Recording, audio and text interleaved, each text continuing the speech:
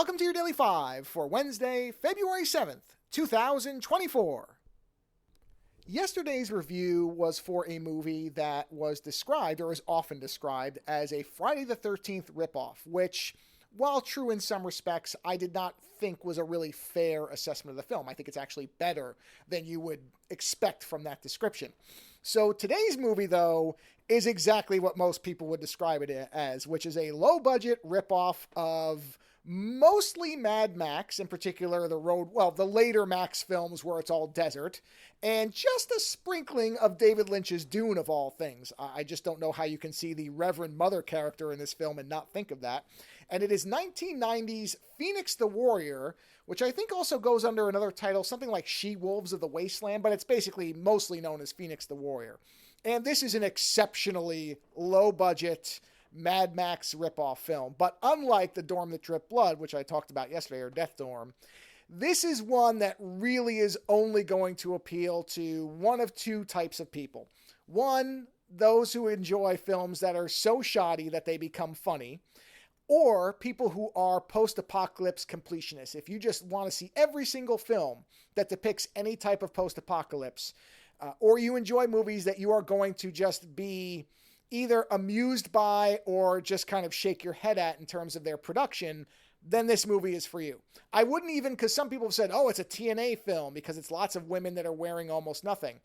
That's true, but I don't think that even that crowd would necessarily care enough to make it all the way through this movie. There were points in this, I have to admit, that I was starting to fall asleep, that were actually pretty boring. And if not for one particular aspect, which I will talk about in detail on the Friday show, if not for one thing, I might not even have reviewed it. Because, I don't like to do negative reviews. And I'm not going to say that the movie is unwatchable. I don't think that that's fair. It's not offensive. It's just not really doing much of anything, even with its meager budget and resources. Reportedly, the lead actress was paid $50 to do the movie.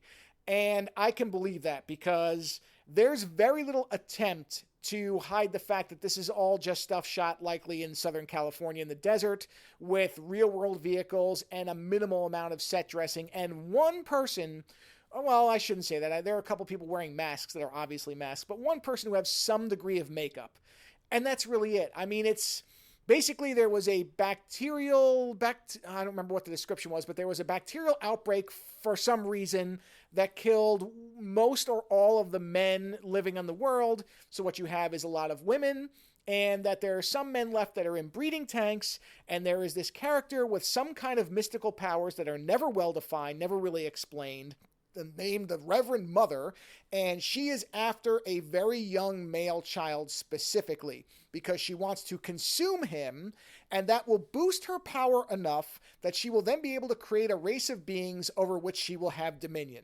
And that's basically the plot of the movie.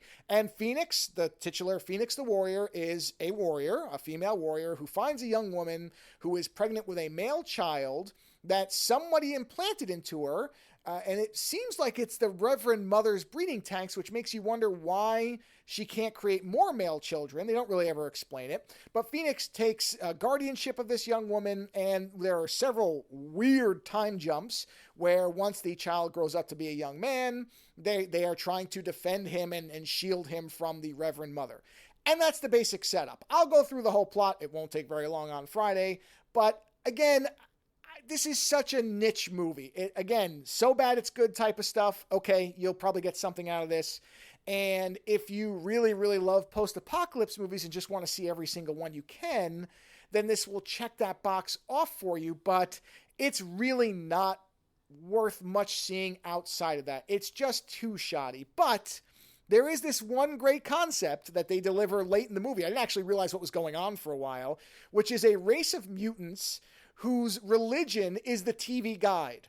And I have to admit, that gimmick is so good once I realized what was happening that it made it worth watching the movie. And I have a clip that I'll play on Friday from it because it is great. I don't know if it was supposed to be funny or not, but it's very memorable. The only memorable thing out of this entire movie. So is that worth sitting through about an hour and a half worth of not very good post-apocalyptic desert scenery? You will have to make the decision, but either way, it's a film from 1990 called Phoenix the Warrior. Watch this one at your own discretion. Later.